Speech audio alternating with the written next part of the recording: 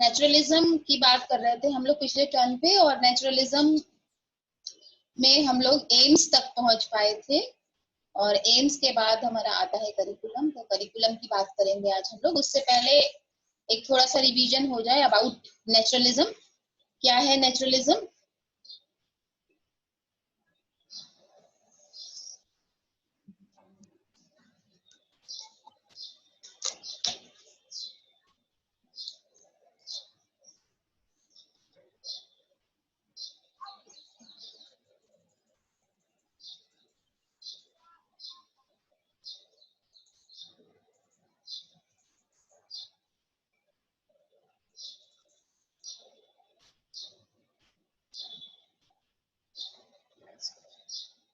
Curriculum की बात करेंगे हम लोग। उससे पहले देख लें what is naturalism.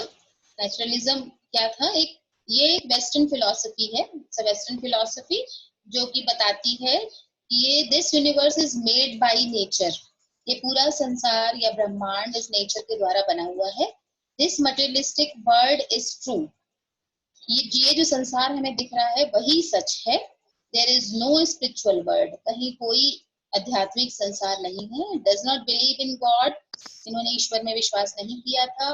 Soul is conscious. उन्होंने कहा आत्मा जो है वो एक चैतन्य पदार्थ है, and the combination of matter, और मैटर के संयोग से बनी है। The aim of human life, हमारी लाइफ का एम क्या है? टू लिव हैप्पीली, सुखपूर्वक जीना, और which is attain by living natural life, और जो कि हमें नेचुरल लाइफ जीने से ही प्राप्त होता है। ये अकॉर्डिंग टू, और जो कि हम अकॉर्डिंग टू नेचर यानी प्रकृति के अनुसार जब हम काम करते हैं। तो ये तो हमारा प्रकृतिवाद है डिवीजन। आ जाते हैं करिकुलम पे।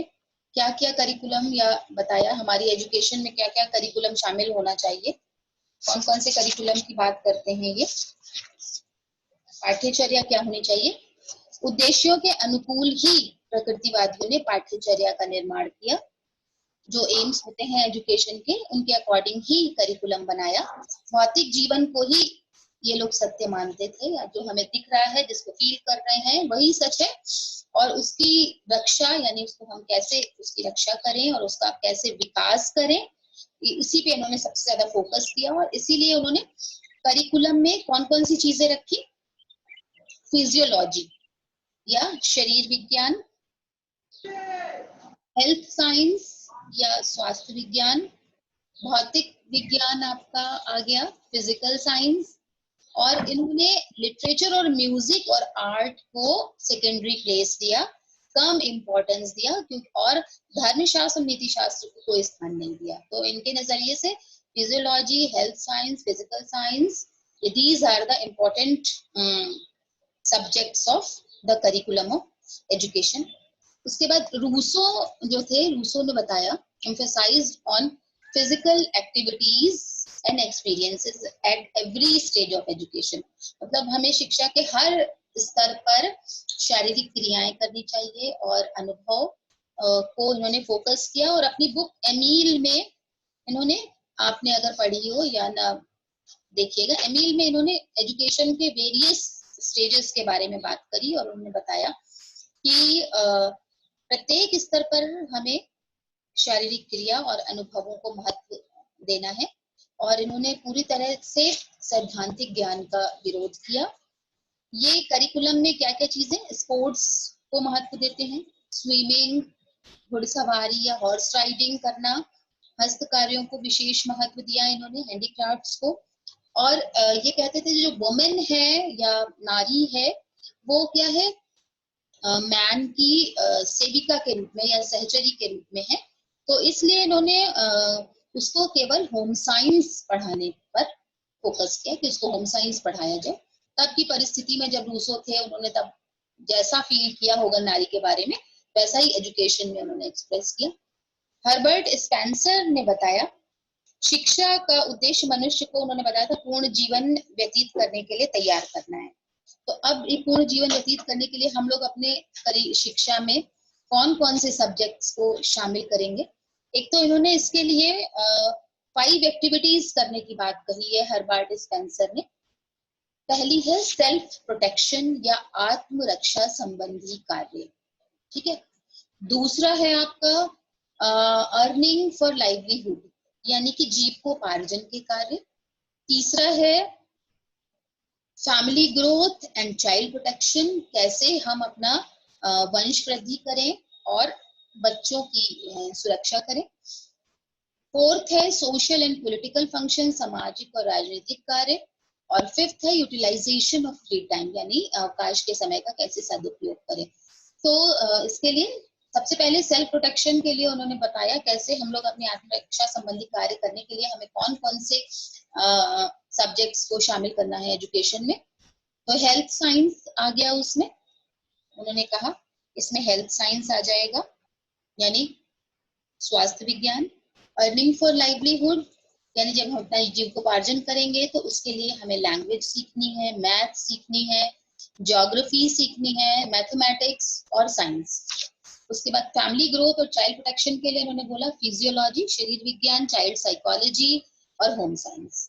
सोशल और पॉलिटिकल फंक्शंस के लिए इन्होंने बताया हिस्ट्री, सोशियोलॉजी एंड इकोनॉमिक्स। और यूटिलाइजेशन ऑफ फ्री टाइम, इसके लिए इन्होंने बताया literature, music, art and poetry. मतलब जब हमारे पास अवकाश का समय होगा तो उस समय हम लिटरेचर पढ़ें, म्यूजिक सुने, आर्ट और पोएट्री। हक्सले जो दूसरे और नेचुरलिस्ट थे उन्होंने कहा give equal place to literature and science subject. उन्होंने साइंस और लिटरेचर को बराबर दर्जा दिया अपने इसके करिकुलम में। इसके बाद आ जाता है टीचिंग मेथड्स। टीचिंग मेथड्स क्या होने चाहिए according to naturalist philosophy. Rousseau की अगर हम लोग बात करें, सबसे पहले देखें प्रकृतिवाद के दो मेन एस्पेक्ट्स थे। सबसे पहले पहला एस्पेक्ट था, पहलू था प्रकृतिवाद एक दार्शनिक विचारधारा है और जिससे आध्यात्मिक सत्ता, जिन्होंने क्या किया बिल्कुल स्पिरिचुअलिटी को पूरी तरीके से नकार दिया और प्रकृति की सत्ता को प्रतिपादित किया। और दूसरा इनका, और इस प्रकृतिवाद के उस पहलू से ही शिक्षा के उद्देश्यों का निर्माण हुआ। और दूसरा जो इनका पहलू था वो था मनोवैज्ञानिक या साइकोलॉजिकल। उन्होंने कहा मनुष्य की प्रकृति का अध्ययन और उसकी मूल शक्तियों में विश्वास किया और शिक्षा के क्षेत्र में प्रकृतिवादियों की ये पहुंच बहुत ही महत्व की है।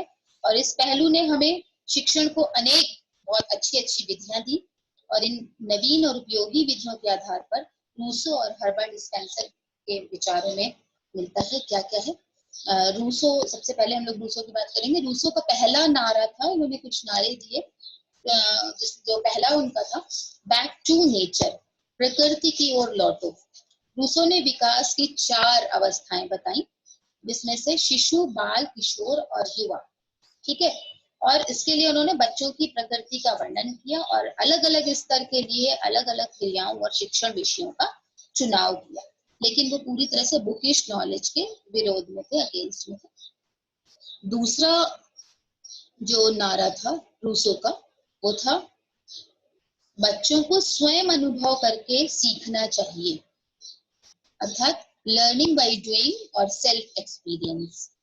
इनके अपने शब्दों में अपने विद्यार्थियों को मौखिक पाठ मत पढ़ाओ, उसे अनुभव द्वारा सीखने देना चाहिए और जब भी अवसर मिले उसे करके सीखने दो। और शब्दों द्वारा सिखाने की बात कभी मत सोचो, करके सीखना, जब करके सीखना असंभव हो, जब आप करके नहीं बता सकते हो तब की बात अलग है। इस प्रकार स्वयं करके सीखना और स्व अनुभव द्वारा सीखना रूसो का दूसरा नारा था। उसके बाद तीसरी बात उन्होंने कही, रूसो ज्ञानेंद्रियों को ज्ञान का द्वार मानते थे। Senses are the doorways of knowledge, education through senses. इन्होंने कहा कि प्रारंभ में ज्ञानेंद्रियों का ही विकास करना चाहिए और ज्ञानेंद्रियों द्वारा शिक्षा रूसो का तीसरा नारा था। Fourth, freedom in education. Rousseau ने बच्चों को किसी भी तरह के कंट्रोल में नहीं रखने की बात करते थे। ये बच्चों को अपने स्वाभाविक विकास के लिए पूरी तरह से स्वतंत्र कहते थे, छोड़ दो। और शिक्षा में स्वतंत्रता रूसो का चौथा नारा था। नेक्स्ट जो आपका education according to child's need, interest, ability. और इसके बाद ही कहते थे कि बच्चा जो है, इन्होंने कहा रूसो से पहले जो था बच्चे को एक मिनिएचर एडल्ट माना जाता था, छोटा प्रौढ़ माना जाता था। रूसो ने इसका विरोध किया और बताया कि बच्चे को उसकी रुचि, रुझान, योग्यता और आवश्यकता के अनुसार पढ़ाना चाहिए और ये सब हर बच्चे की अलग अलग होती है, अतः उसे उसकी इंडिविजुअल नीड्स के अकॉर्डिंग पढ़ाना चाहिए। ये उसका 5वां नारा था। और अगला, negative education is true education. Rousseau ने कहा कि निगेटिव एजुकेशन ही सच्ची शिक्षा है और रूसो उस शिक्षा को जो बच्चों को आदेशों के रूप में या पुस्तकों के माध्यम से सीधे दी जाती है और जिसके द्वारा उन्हें बड़े लोगों की तरह से कार्य करने के लिए बाध्य किया जाता है, वो उसको इन्होंने पॉजिटिव एजुकेशन कहा। और इनके अनुसार इस प्रकार से दिया गया ज्ञान जो होता है वो स्थायी नहीं होता, परमानेंट नहीं होता। और इसके अगेंस्ट में वो कहते हैं वो ज्ञान अथवा क्रिया जिसे बच्चे स्वयं करके स्वयं के अनुभवों से सीखते हैं वही स्थायी होता है, वही परमानेंट होता है। और इसे रूसो ने निगेटिव एजुकेशन की संज्ञा दी। रूसो के अनुसार नकारात्मक शिक्षा ही सच्ची शिक्षा है। Negative education is true education. According to Spencer, Herbert Spencer ने इस विषय पर विस्तार से विचार किया और कहा कि शिक्षण करते समय शिक्षक को किस क्रम में चलना चाहिए और इसके लिए इनके अनुसार शिक्षक को सरल से जटिल की ओर, from easy to complex, from known to unknown, यानी ज्ञात से अज्ञात की ओर, फ्रॉम कॉन्क्रीट टू एब्स्ट्रैक्ट, यानी स्थूल से मूर्त से अमूर्त की ओर, और फ्रॉम डायरेक्ट टू इनडायरेक्ट, प्रत्यक्ष से अप्रत्यक्ष की ओर, और अनुभूत से तर्कयुक्त की ओर, मतलब एक्सपीरियंस से लॉजिक की ओर। ये बातें इन्होंने बताई। इस पर हमें जोर देना चाहिए और स्पेंसर ने स्वतः सीखने पर भी बल दिया है कि हम खुद से सीखेंगे, लर्निंग बाय डूइंग। और इनके अनुसार शिक्षा प्रणाली कैसी होनी चाहिए, रुचिकर और मनोरंजक होनी चाहिए। Learning by doing, learning method should be interested and entertaining होना चाहिए, तभी बच्चे उसमें इंटरेस्ट लेंगे और अच्छे तरह से सीख पाएंगे। जबरदस्ती मतलब चीजों को थोपना नहीं चाहिए उनके ऊपर। और इसके बाद इन्होंने शिक्षण की अनेक मनोवैज्ञानिक विधियों को जन्म दिया, जिसमें से खोज विधि है आपकी, सर्च मेथड, डॉल्टन मेथड, इन्हीं सिद्धांतों पर बनाई गई है। लैंग्वेज टीचिंग की बात करते हैं ये, observation method for geography, playway method and individual test, interest, ability and all, ये सारी चीजों को इन्होंने मेथड में शामिल किया है। खेल द्वारा शिक्षा को भी प्रकृतिवादियों ने बहुत बढ़ावा दिया और इन सभी विधियों में बच्चों की व्यक्तिगत रुचि, रुझान और योग्यता पर विशेष ध्यान दिया गया है। आप देखेंगे आजकल की जो हमारी एजुकेशन है वो भी इसी पर बेस्ड है। उसके बाद हम लोग बात करेंगे डिसिप्लिन की। अनुशासन के बारे में इन्होंने क्या बताया प्रकृतिवादियों ने। प्रकृतिवादी आत्मा के आध्यात्मिक स्वरूप को कभी स्वीकार नहीं करते थे और उसे वो एक क्या मानते थे, पदार्थजन क्रियाशील तत्व है। और उनके अनुसार प्राकृतिक स्व से शासित होना ही सच्चा अनुशासन है, मतलब कंट्रोल्ड बाय नेचुरल सेल्फ। प्राकृतिक स्व से शासित होना ही सच्चा शासन है। और इस अनुशासन की प्राप्ति के लिए ये किसी भी प्रकार के बाहरी हस्तक्षेप का विरोध करते थे, मतलब कोई एक्सटर्नल इंटरफेरेंस नहीं होगा। और इन्होंने बोला ये ना तो दंड व्यवस्था में विश्वास करते हैं और ना ही शिक्षक द्वारा किसी तरह का कोई प्रभाव डालने की क्रिया में विश्वास करते हैं। इनका तर्क है कि दंड से या पनिशमेंट से बच्चों की मूल प्रवृत्तियों का दमन होता है, मतलब जो भी उसके अंदर इंस्टिंक्ट होती हैं, जो भी वो आगे बढ़ने के लिए सोचता है, जो भी नेचुरल चीजें होती हैं उनका बहुत दमन हो जाता है और उनके व्यक्तित्व का विकास सही रूप में नहीं हो पाता, पर्सनैलिटी डेवलपमेंट नहीं हो पाता। शिक्षक द्वारा प्रभाव डालने को भी अच्छा नहीं मानते थे, अच्छा नहीं समझते थे। इनका तर्क है कि इस प्रकार बच्चे शिक्षक के अच्छे बुरे सभी गुण ग्रहण कर लेते हैं, मतलब जैसे टीचर के कांटेक्ट में आता है और उनको इन्फ्लुएंस करता है तो बच्चे उसकी अच्छाइयों के साथ साथ उसकी बुराइयों को भी टेकअप कर लेते हैं। बच्चे की बहुत, छोटा बच्चा होता है वो बहुत इमिटेट करता है, बहुत तेजी से इमिटेट के द्वारा सीखता है। तो वो जैसा अपने आसपास के वातावरण में देखता है वैसी तुरंत उसे कॉपी करने की कोशिश करता है। कुछ नेचुरलिस्ट कहते हैं प्रकृति स्वयं एक शिक्षिका है, नेचर अपने आप में स्वयं एक टीचर है जो मनुष्य को अनुशासन की शिक्षा देती है। और जब मनुष्य कोई दुष्कर्म करता है तो प्रकृति स्वयं उसे दंड देती है। रूसो के अनुसार अनुशासन की स्थापना बच्चों की गलतियों के प्राकृतिक परिणामों द्वारा ही होनी चाहिए। इस प्रकार रूसो प्राकृतिक दंड व्यवस्था में विश्वास करते थे। जैसे रूसो कहते थे बच्चा है छोटा तो उसको आप बहुत मना करोगे आग के पास जाने के लिए, नहीं मानेगा, लेकिन जैसे ही आग के पास जाएगा और उसमें जल जाएगा वो खुद एक्सपीरियंस कर लेगा कि अरे मुझे तो इससे चोट लग गई, मैं जल गया, दोबारा से ही will not go to the fire. उनका कहना ही था। तो वो नेचर, इस तरह से वो नेचर के द्वारा सीख जाएगा और वो डिसिप्लिन हो जाएगा। स्पेंसर थ्योरी है, वो क्या कहते हैं, हर्बर्ट स्पेंसर ने भी प्राकृतिक दंड व्यवस्था में विश्वास किया और वो कहते थे कि जिस कार्य को मनुष्य को करने में सुख मिलता है, प्लेजर मिलता है, उसे वह स्वीकार करता चलता है और जिस कार्य को करने में उसे कष्ट होता है उसे वो छोड़ देता है। स्पेंसर का ये सिद्धांत सुख दुख के सिद्धांत के नाम से जाना जाता है, प्लेजर एंड पेन ने। और वो कहते हैं कि इनका तर्क था कि प्रकृति मनुष्य के कार्यों के लिए उसे सुख दुख प्रदान करती है। अर्थात जब हम अच्छे कार्य करते हैं तो हमें सुख का अनुभव होता है और जब हम बुरे कार्य करते हैं तो हमें दुख का अनुभव होता है। इस प्रकार हम खुद ही अपने अनुभवों द्वारा सीख जाते हैं डिसिप्लिन में रहना।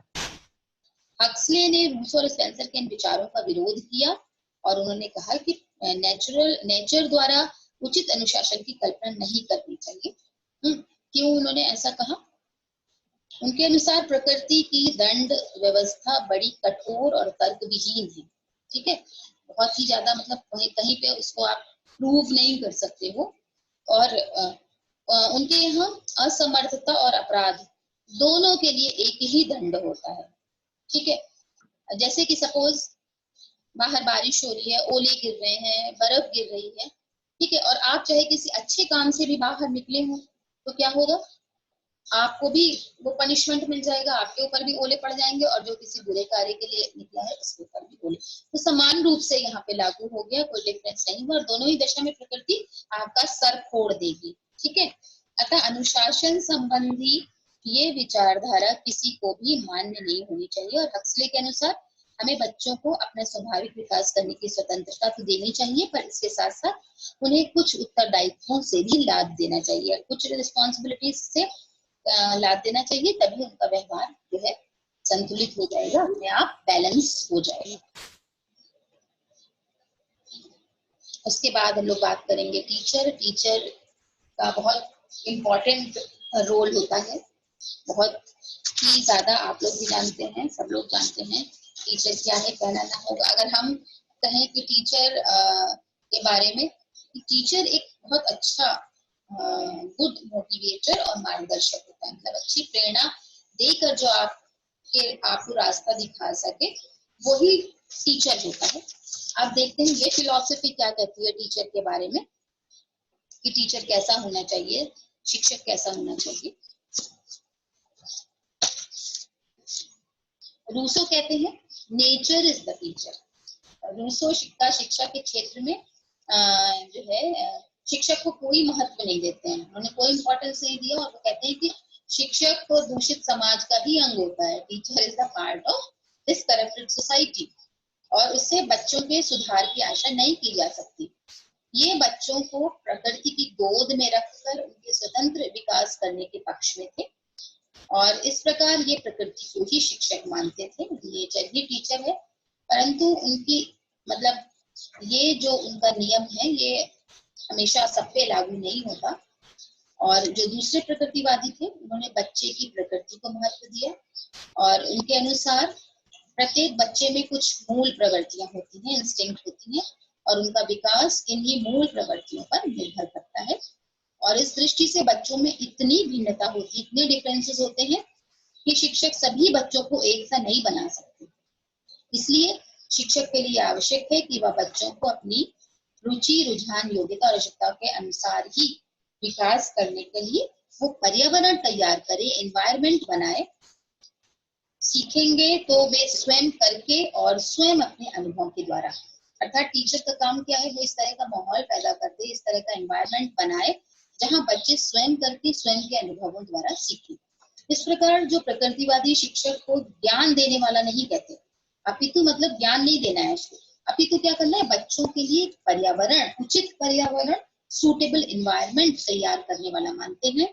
और प्रकृतिवादी शिक्षक से इतनी ही आशा करते हैं कि वह बच्चों के स्वाभाविक विकास में सहायक हो, मतलब इनके नेचुरल डेवलपमेंट में एक हेल्पर का काम करे, सपोर्टर का काम करे। This is what the teacher according to naturalistic philosophy. Student कैसा होगा, विद्यार्थी कैसा होगा?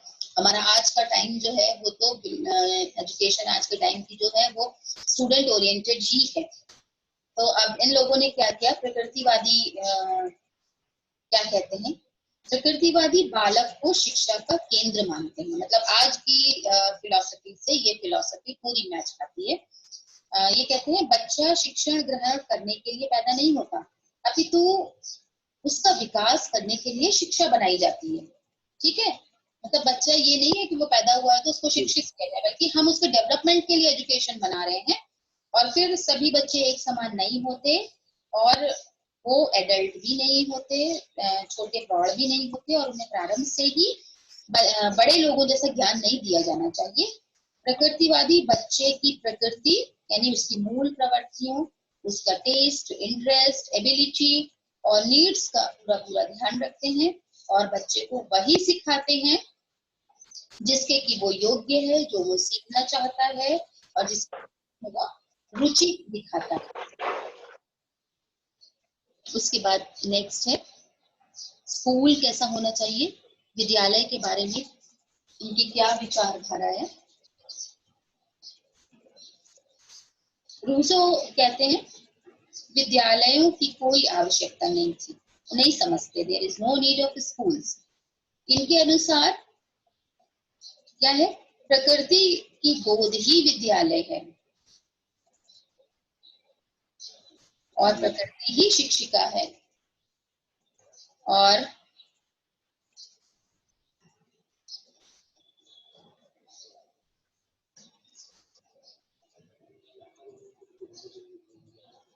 अच्छा स्टूडेंट्स,